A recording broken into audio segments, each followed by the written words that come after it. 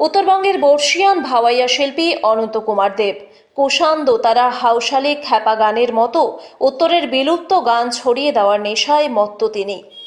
ভাওয়াইয়া মুকুট উপাধিপ্রাপ্ত শিল্পী অনন্ত কুমার দেবকে নিয়ে আমাদের আজকের আয়োজন।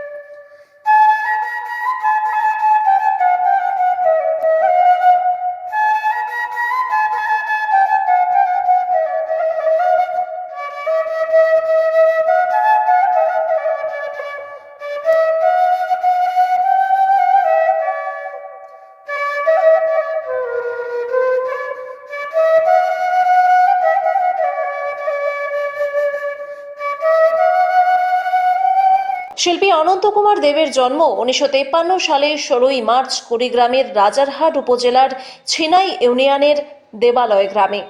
বাবা যতীন্দ্রনাথ দেব, মা প্রফুল্লবালা দেব। 9 ভাই বোনের মধ্যে তিনি ছিলেন সপ্তম। অনন্ত কুমার দেবের প্রথম ওস্তাদ তার মা প্রফুল্লবালা দেব। মায়ের কাছেই তার সঙ্গীতে হাতেখড়ি। চর্চার শুরুটা হয়েছে অতুল প্রসাদের গান দিয়ে, পরে নজরুলগীতি, রবীন্দ্রসঙ্গীত, ডিএল রায় কিংবা রজনীকান্তের গানের সুর তাল লয়ের সঙ্গে জীবন জড়িয়ে গেছে শৈশবেই।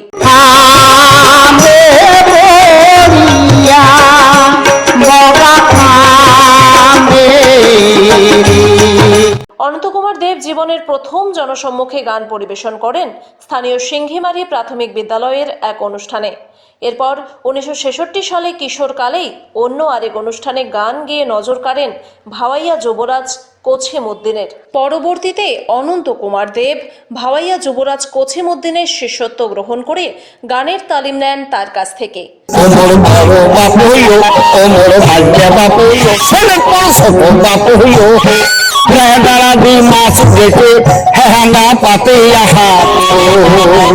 বাড়ির পাশেই ছিল কুষাণ গানের নাদগিদালের দল। চিন্তামোহন ছিলেন দোহার। রামায়ণের কাহিনী নির্ভর কুষাণ গান শুনতে বাড়ি থেকে গোপনে হাজির হতেন আসরে। শুনে শুনে রপ্ত করেন গানের গতিপথ। একদিন উলিপুরের বুড়াবুড়ি এলাকায় 120 টাকায় গানের বায়না নিয়েছেন নাদগিদাল। 2 দলের লড়াই, কিন্তু দোহার অসুস্থ, তাই দোহার হিসেবে সুযোগ পান কিশোর অনন্ত। তিনি তখন 8ম শ্রেণীর ছাত্র। প্রথমবারেই বাজিমাত করেন অনন্ত কুমার দেব। দল জিতে যায়। এরপর দোতারা গানের দোহার হিসেবে খ্যাতি পান অনন্ত। পরে বাংটু গিদালের দলে যোগ দেন। কাজ করেছিলেন খড্ডা উজিরের দলেও। দোতারাই এই গানের প্রধান বাদ্যযন্ত্র।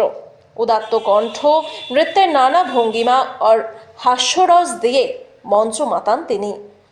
ধনপতি সওদাগরের বিদেশ যাত্রা, আমর বাদশাহ, করিম বাদশাহ, মিঠু জমিদার সহ দোতারা গানের বিভিন্ন পালায় নিয়মিত অংশ নিতেন। বাংলাদেশ বেতারেও পালা আকারে পরিবেশন করেছেন দোতারা গান।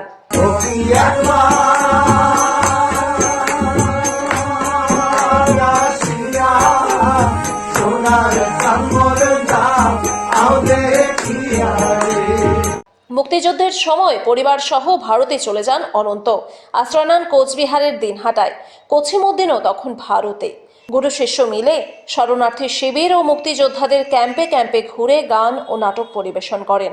কোছিমুদ্দিনের লেখা ও কি বাপরে বাপ, মুক্তি ফৌজ কি যুদ্ধ করে বাপরে গানটি এই সময় দারুণ জনপ্রিয় হয়।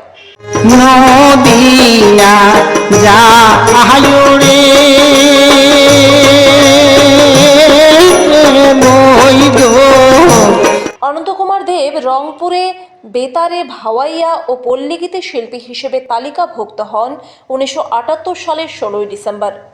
1990 সালে বাংলাদেশ টেলিভিশনে লোকসঙ্গীত শিল্পী হিসেবে তালিকাভুক্ত হন তিনি।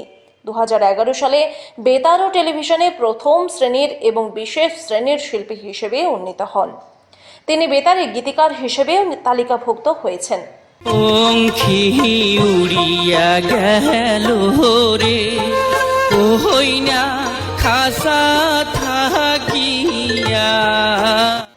অনন্ত কুমার দেব দীর্ঘ সময় কুড়িগ্রাম শিল্পকলা একাডেমিতে সঙ্গীতের শিক্ষক হিসেবে নিযুক্ত ছিলেন।